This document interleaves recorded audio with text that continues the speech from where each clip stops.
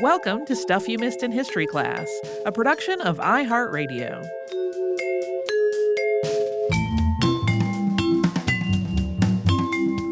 Hello and welcome to the podcast. I'm Holly Fry. And I'm Tracy V. Wilson. Oh, this one's for my stitching folks. If you're not into stitching, you might still find this interesting. I hope you do. The first week of June this year, there was a report that circulated that the company IG Design Group had sold its Design Group America division. That's usually abbreviated as DGA in any headlines or legal filings that you might see.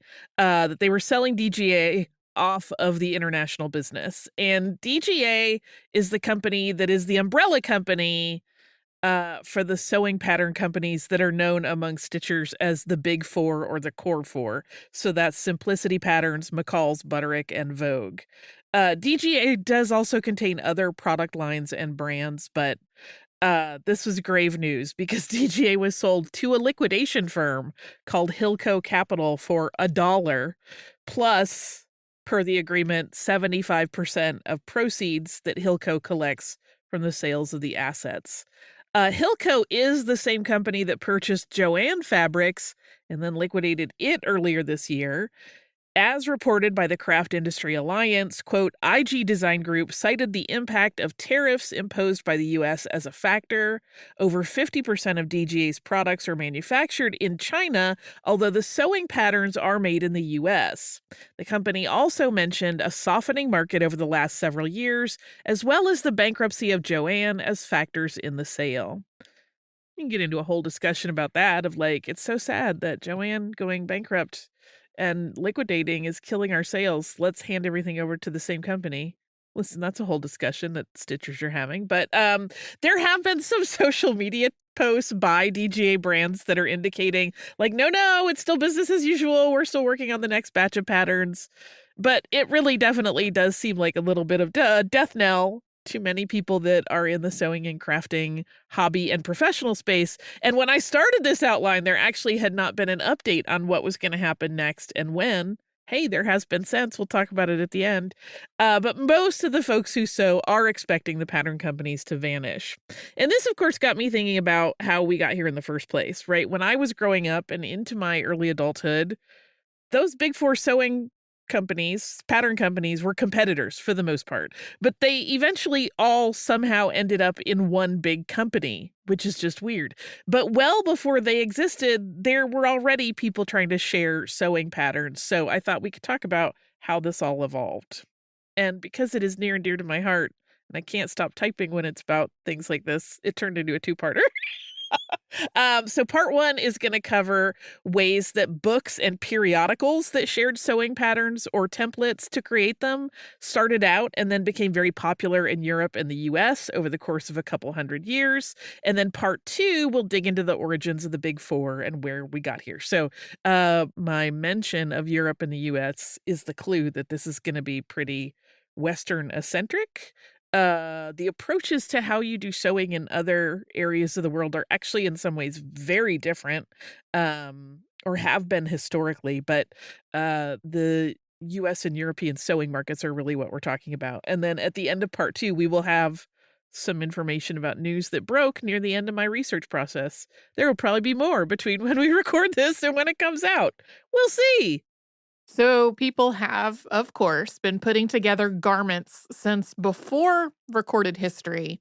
And then over time, those garments have generally become a lot more complex. They started requiring more knowledge of geometry and how to basically assemble something inside out. And then when it's turned right side out, it fits on the body. Not every garment works that way, obviously, but a lot of garments in the clothing traditions that Holly and I grew up in do. Yeah. Listen, great kilt people, I hear you out there. Don't worry about it. It's not about that. yeah. It's not what we're talking about right now. But anyway, this geometric focus and this inside outing and right side outing of the garments eventually led to the drafting of patterns. And the first known publication of such patterns was in 1580. This was in book form, and it was written by a Spanish man named Juan de Arcega, and that book was titled Libro de Geometría Práctica y Traza. And this is translated in different ways, but the most direct translation seems to be book on geometry, practice, and pattern. Traça, for example, is tracing. It's basically like making out patterns. Later editions of this book, because it did go through multiples, feature an illustration of Juan de Alcega on the title page, and he's using what looks like a compass, and he has a ruler and scissors nearby on his work table. And you would need those tools to use this book, because there were illustrations in it that needed to be hand drafted into human-size pieces. Today, that's not the most common way to acquire a pattern, but it's also not unusual. There are still books on sewing that work this way. Sometimes they have a grid in them, and you size them up using that grid as a reference for line placement. I remember my mom having a couple of special rulers and tools for doing this kind of thing. Less common today is the method used in Alcega's book, and that's where the measures are listed on the diagrams, and the home pattern drafter just tries to enlarge the pattern based only on those numbers.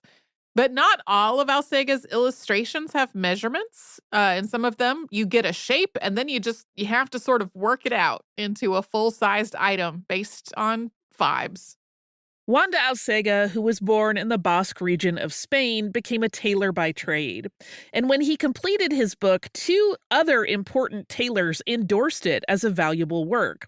Those are Juan López de Berget, who was the tailor of the Duke of Alba, and Hernán Gutiérrez, the Princess of Portugal's personal tailor. And it was through their support that Alcega received a license from the King of Spain to print Book on Geometry, Practice, and Pattern for public sale.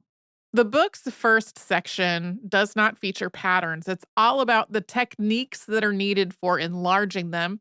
And it also includes information about Alcega's effort to write the book. It sounds really arduous. He mentions just wanting to quit several times. But this book really set the standard for sewing books that include patterns. According to a summary by the Library of Congress, quote, "The quality of the designs is noteworthy and contrasts with the neglect seen in the writing of the accompanying explanatory texts."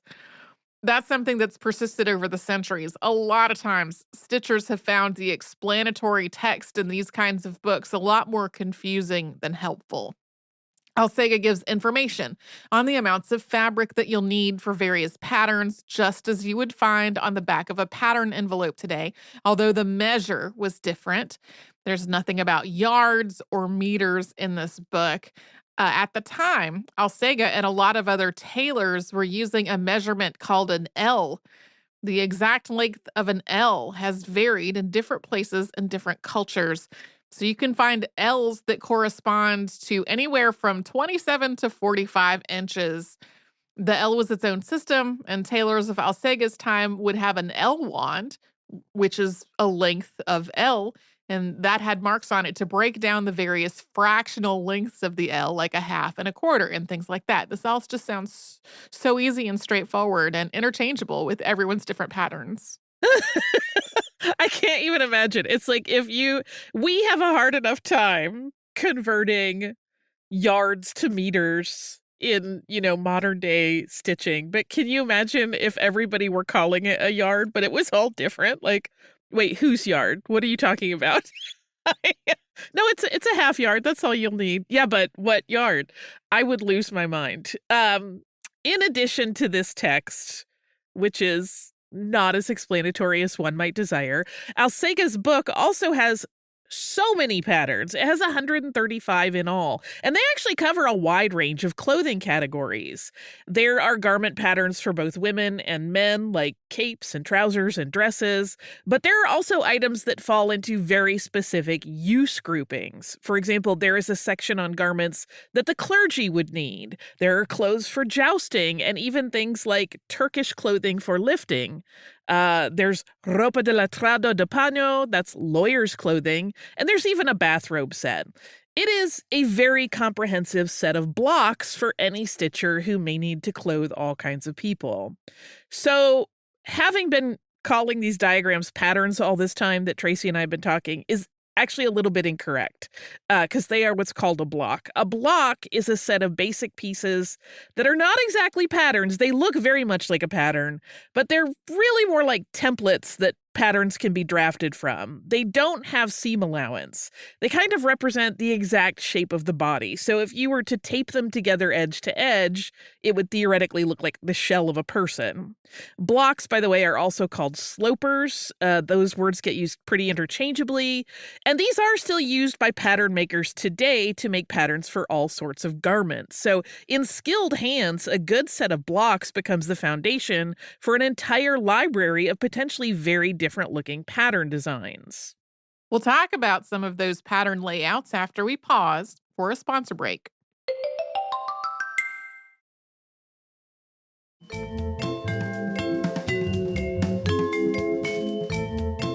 Some of the blocks in Alcega's book are fairly simple. For example, there is one pattern block for some of the capazolas de paño. Those are cloth capes in the book, and those just have 3 pieces with instructions for cutting some of the pieces on the fold. It looks very similar to the way you'd see a pattern in a modern pattern instance, although again, you would have to add seam allowance.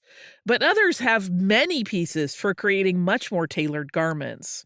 And of note, too, is that these are not graded for multiple sizes, right? If you've ever bought a commercial pattern today, you'll see multiple cutting lines for different sizes. But these are really what are considered base size blocks intended to represent the average size person, whatever that means. It would be up to the person using the book to then make any necessary alterations to those blocks and the resulting patterns to suit the size and shape of the person that a garment was being made for. And in a very smart move in terms of how the book would be used, it's a book that was very short and very wide, with binding along the short edge. And that made it really easy for the user to keep the book open while working without risking the pages flipping due to how tight the binding was. The real accomplishment of Alcega's book was that it opened the door to the idea that tailors' manuals could even be a thing. And Spain continued to lead the way in printing instructional sewing books for almost a century. In 1588, another Spanish book, Geometry and Design for the Tailor's Trade, was published and written by a tailor named Diego de Fraile. It's very similar to Alcega's book in terms of layout and organization, including the binding style that lays open more easily than a traditional sized book. One of the ways Fraile's work diverges from his predecessor is in the unit of measurement used. Instead of the L, Fraile uses the vara, and the vara had actually become Spain's official standard of measurement in 1568, so even before Alcega's book came out. But by 1588, when Fraile published, it had become more and more commonly used and finally replaced that very haphazard assortment of measures used in Spain by various municipalities. Incidentally, a vara is actually pretty close to a yard at just under 33 inches, so that's 0.836 meters long. Fraile also addressed something that had come up when Alcega published his book, and which applied to his own work as well. And sharing all of this information and these pattern blocks, both tailors were perceived by some members of their trade as basically blabbing professional secrets. The knowledge that had for centuries been passed down through the apprentice system was suddenly available to anyone who could get one of these books. But Fraile defended the publications by explaining that the information he was sharing was to the benefit of the public financially and to the tailor profession reputationally. It wasn't very likely that a novice would supplant a trained tailor just by having a book full of blocks. But if people who had their clothes made by tailors understood more about the process, including how much fabric various garments require, it would prevent them from being taken advantage of by unscrupulous vendors, and that would help maintain the integrity of the trade.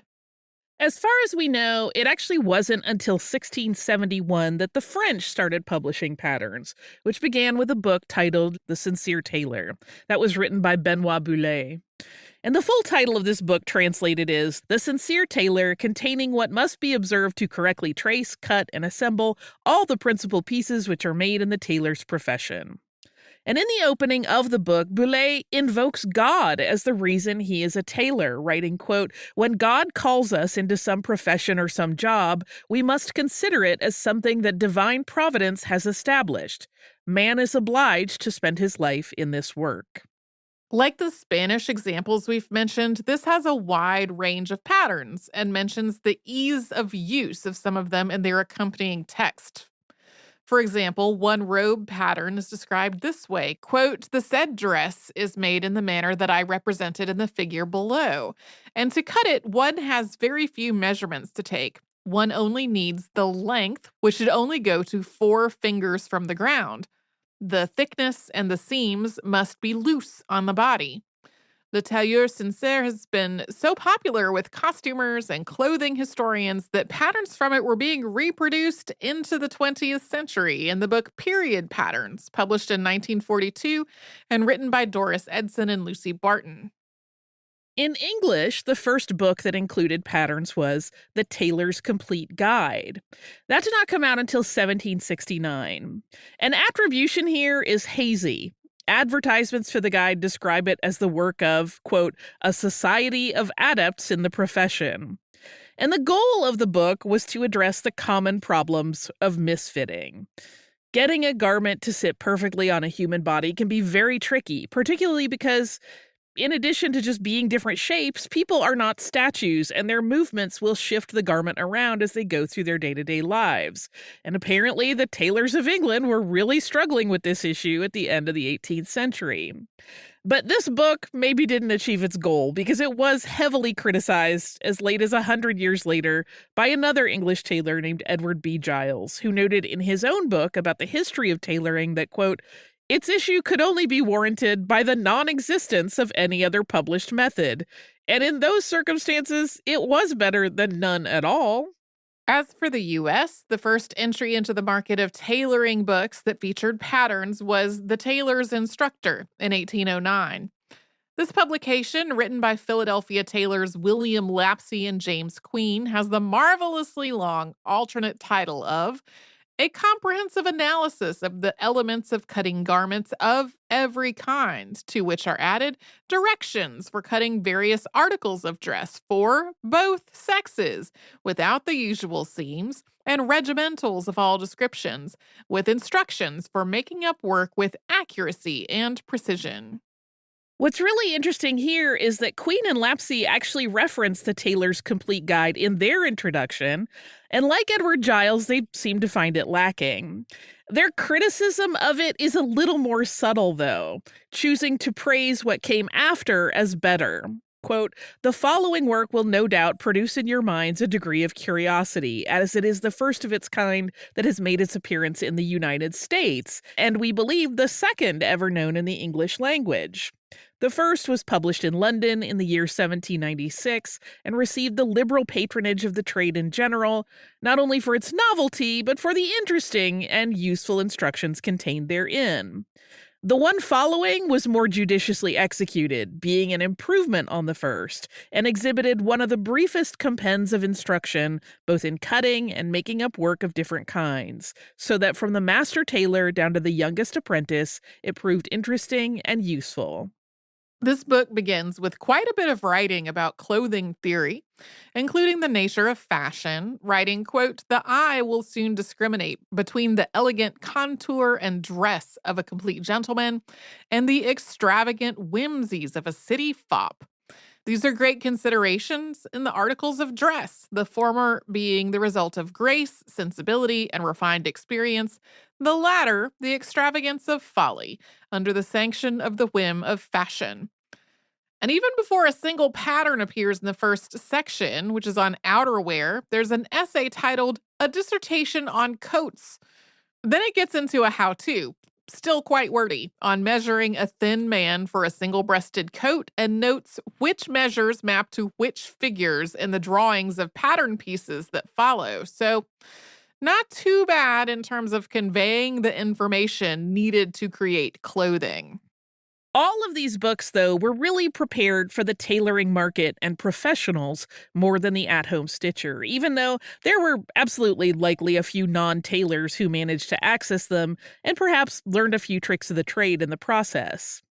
This started to shift a bit in the early to mid 1800s as tailors were augmenting their income by offering lessons to anyone who had the money to enroll with them. This still wasn't usually a person sewing for themselves, though. It was in most cases tailors or would be tailors from rural areas who would travel, for example, to London to learn from a pro. And while this didn't democratize tailoring and pattern access for everyone, it does mark another big step out from under the umbrella of trade secrets that a lot of professionals still believed in. For centuries, outside of this handful of publications we've mentioned, specific pattern blocks were passed down through families or through a shop's apprentice lines, and they were generally pretty carefully guarded. But by the mid 19th century, that had all changed significantly. More and more books on tailoring started to come out, and some even offered early grading systems to try to help address the needs of multiple sizes to aid in customized fittings without needing to draft brand new slopers. As this loosening of trade secrecy grew more common, periodicals dedicated to tailoring also started to emerge, with patterns for women as well as men, and tissue patterns started to be sold in England, first as standalone items advertised in magazines, and then included as inserts in those magazines. We are about to get to sewing books that were targeted to women in just a moment, but first we will hear from the sponsors that keep Stuff You Missed in History class going.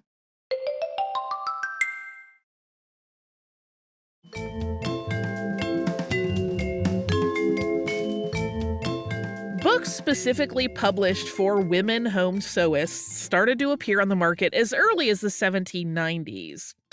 But these were often less about fashion and more about utility, or in some cases, even charity. For example, the first known of these was titled Instructions for Cutting Out Apparel for the Poor. So this didn't have patterns so much as directions for how to use basic rectangle cuts to create very simple clothing for people who just needed something to cover them. There was no fashion in the mix at all. Similarly, the 1808 publication of The Lady's Economical Assistant did feature actual patterns, but they were no frills, extra basic patterns, right? You weren't going to find any pockets anywhere, and you weren't going to find any lines for placement of trims. And a lot of these patterns were actually for children so that mothers could just keep their babies clothed. Again, not so much about fashion. In the book, The History of the Paper Pattern Industry, which came out in 2014, Joyce Spanabel Emery notes that it's entirely possible that full-size patterns for women's garments were available as early as the 1830s. There were ads in magazines for patterns that were available to purchase at retailers, but there aren't any known surviving examples of such patterns. As most patterns were still issued in small scale and needed to be hand enlarged, a lot of companies developed their own enlargement systems to go along with proprietary pattern diagrams. So, by using any given system, home stitchers and professional dressmakers were assured by the manufacturer that they would have the greatest ease of success. Magazines that were focused on women's garment sewing started to circulate in the second and third decades of the 1800s. The World of Fashion began publishing in London in 1829. This was a magazine that wasn't so much about sewing a dress as it was about informing readers about fashion trends. It featured color plates at the front and then text in the main pages describing and commenting on the clothes represented in those opening pages. For example, in one entry in the January 1829 issue, there's this write-up about headwear. Quote, caps à la pont and à la Psyche constitute the most favorite headdresses. The former has the pont ornament in front of splendid blonde and very narrow pink satin rouleau, under which is the stiffening, which keeps the areola so formed in shape. This cap is tastefully but slightly ornamented with white gauze, striped ribbon, and in front next the hair with full-blown roses. The caul is of tulle, finished by pink and white satin ribbon, tile grec. A Psyche cap of tulle and very broad blonde of a most superb pattern is entitled to a high degree of admiration. It is ornamented across the front with half a wreath of damask roses and those of Jericho in full bloom, and the same flowers cross the crown behind. The strings are of white gauze ribbon finished at the edges by a border in a Greek pattern. The magazine also included information on what fashions were popular in London, Paris, and other places, including Russia. It also had features on more standard news, like births and deaths in prominent families. While the world of fashion taught more about style than stitching, a book came out a decade later titled The Workwoman's Guide, containing instructions to the inexperienced in cutting out and completing those articles of wearing apparel, etc., which are usually made at home. Also explanations on upholstery, straw plaiting, bonnet making, knitting, etc. This volume, attributed simply to a lady, was very clearly intended to share practical and comprehensive information on how to make clothing and home goods for almost anything you would need for a fully stocked wardrobe and linen closet. The preface notes as much, stating, quote, "The author of the following pages has been encouraged to hope that in placing them, after much deliberation, in the hands of a printer, she is tendering an important and acceptable, however humble, service to persons of her own sex, who in any condition of life are engaged by duty or inclination in cutting out wearing apparel in a family or for their poorer neighbors. She trusts in particular that clergymen's wives, young married women, schoolmistresses, and ladies' maids may find in the Workwoman's Guide a fast and serviceable friend." The first chapter teaches basic sewing, covering stitches and how to finish garments. Subsequent chapters focus on materials, setting up a sewing basket, and how to properly cut fabric for clothing before it gets into actual patterns, including perhaps Holly's favorite piece of advice, quote, "Cutting out whole sets of things together often prevents much waste. Hence, it is better to cut out 6 or 12 shirts at once than only one at a time." Oh, that's good advice, y'all. If you sew, listen to a lady, even if all of her advice is super gendered. Once the book gets to the pattern sections, it is robust. There are chapters that cover kids' clothes, women's clothes, and men's clothes, all from your base layer, your undergarments, up to accessories, along with pattern diagrams for enlargement. There is also a chapter titled Receipts, meaning recipes in this context, that has directions to make everything from inks to mark clothing and fabric to cleaning solutions. I was unable to find any information on exactly how many copies of this book were published, though. So while it actually would have been incredibly useful, it isn't clear how many people would have owned a copy. It was a British publication that was printed in London in 1838 by Simpkin Marshall and Company, not long after that publishing house moved their company into a larger office. That actually became a huge publishing company for a while, but this was one of their earlier publications. So it seems a little unlikely that there would have been a huge number of copies printed. A lot of the contents of the book, though, were reprinted in the U.S. in women's magazines. One of the developments that impacted the success of patterns for home use in the U.S., also noted by Emery in her book, is the 1845 expansion of the U.S. Postal Service. This made postage cheaper, and it also opened up the mail, not just to letters, but also, per the bill that was approved by Congress, quote, circulars and handbills or advertisements, as well as other materials. So the stage was set for mail order businesses, which was perfect for pattern distribution. According to an article in the Journal of American History that was written by Margaret Walsh in 1979, in the 1850s in the U.S., we see a 3-tiered hierarchy of clothing options. The top tier was bespoke garments crafted by boutique artisans for people who had a lot of money. The middle range was clothing that was created by dressmakers, but who were operating as sort of trades-level small businesses rather than fashion houses. So their customers were generally the middle class. And then the third tier was clothing that was made by the home stitcher. And while many home stitchers are and have been historically very skilled, I'm not knocking the home stitcher, obviously. In general, the garments, though, in this third tier were of inferior quality to the other two. But that had less to do with stitching skill than it did with the rather different skill of draping and pattern making. If you've ever done any garment sewing, this makes a lot of sense. The people in the top two tiers had years of experience and their own libraries of garment blocks. While there were some books and patterns hitting the market, a lot of home sewists had to kind of guess at how fabric had to be cut to create clothing. If they did have access to books or periodicals about sewing, there was still a good bit of guesswork. It was and still is possible for a person to take apart an existing garment and use the pieces of that as a pattern. But even then, it's imprecise because the years of wear that a garment has had will have warped or stretched some of the pieces. And just taking it apart would probably compromise some of the components or change their shapes.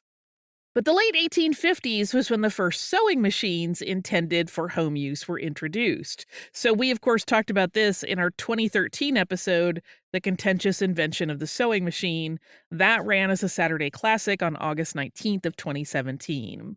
And sewing machines enabled dressmakers and home stitchers to create clothing that had cleaner finishes and looked sharper and more professional. The highest level fashion tier, though, we should note, continued to tout its fine hand sewing. And that is actually still the case in many instances today. Couture fashion houses, for example, employ a lot of artisans who are extremely skilled at handwork. But despite the production of the sewing machine, there were still hurdles in the way of easy access DIY fashion. A lot of patterns were distributed in diagram form in periodicals, as we mentioned earlier, so readers would have to scale them up by hand to use them.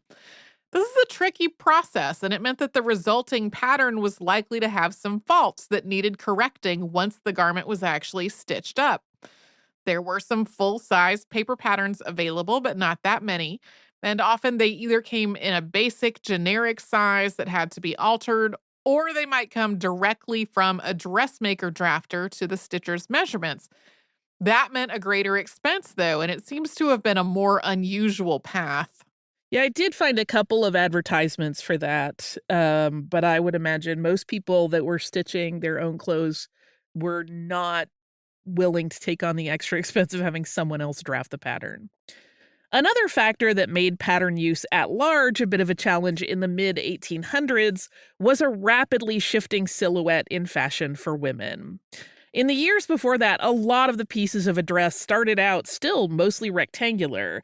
Like if you look at the empire waists that were popular before then, and then they were altered through darts and gathers to shape to the body. But in the mid 19th century, that all really started to change, and it happened very quickly. So more tailored cuts became fashionable, and that necessitated much more specialized pattern pieces. And this means that people needed not only patterns, they also needed more education on how to assemble those patterns into clothing. And to meet that demand, instructional books began to appear on the market in Europe and the US. One such book was the 1849 The Art of Dressmaking, containing plain directions in simple language from the fitting of the pattern to the finish of the dress by Eliza Ann Corey. She signs her dedication, which is to her cousin as Eliza Ann, but her name on the title page is only given as Mrs. Corey. This book doesn't actually give much in the way of patterns. It features diagrams of only two pieces, a half back and a half front.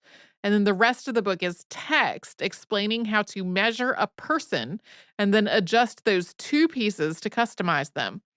But really, it's mostly suggesting how to use a method people had been using for a long time already.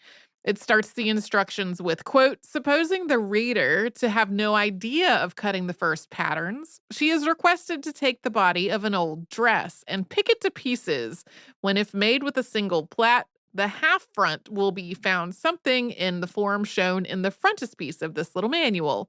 The half front is then to be laid upon a piece of undressed holland and a pattern cut from it.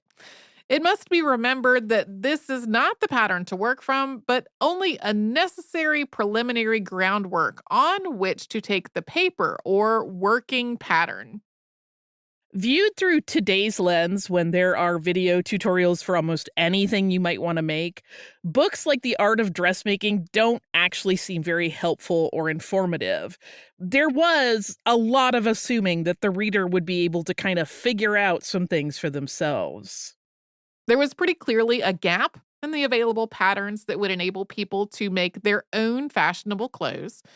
Two people were highly instrumental in developing an industry of affordable, size-graded patterns for home sewists in the second half of the 19th century in the United States. Those were Ellen Curtis Demarest and Ebenezer Butterick. And we're going to talk about them and other people in the industry on our next installment of this episode. Meanwhile, do you have listener mail? Mais oui, bien sûr. Hooray.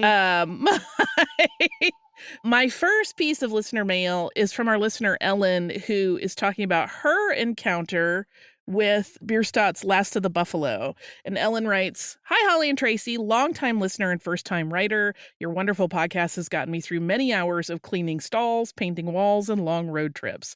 I just finished listening to your episode on Albert Bierstadt, and I was so excited to realize while listening to the episode, I had seen some of his art in person recently.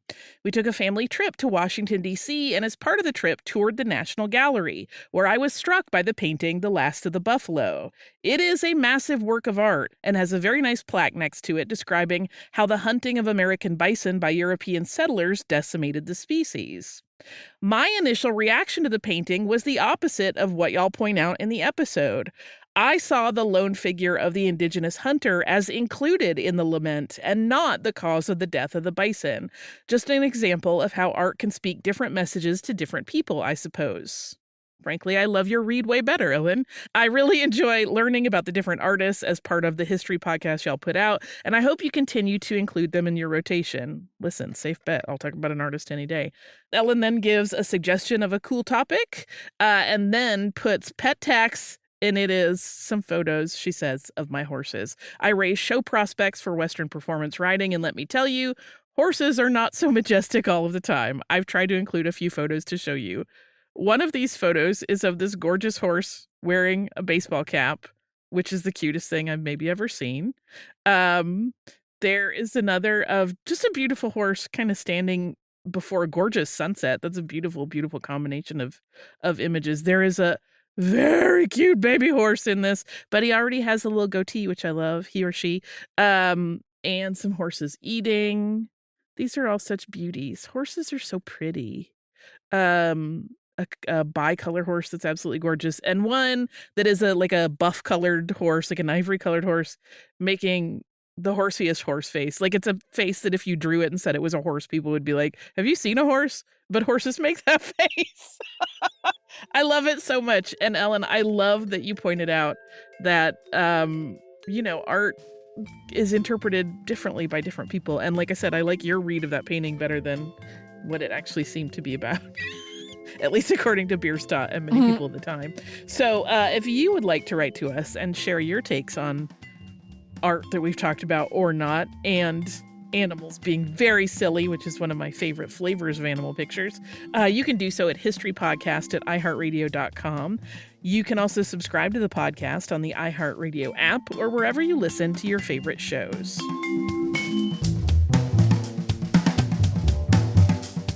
Stuff You Missed in History Class is a production of iHeartRadio. For more podcasts from iHeartRadio, visit the iHeartRadio app, Apple Podcasts, or wherever you listen to your favorite shows.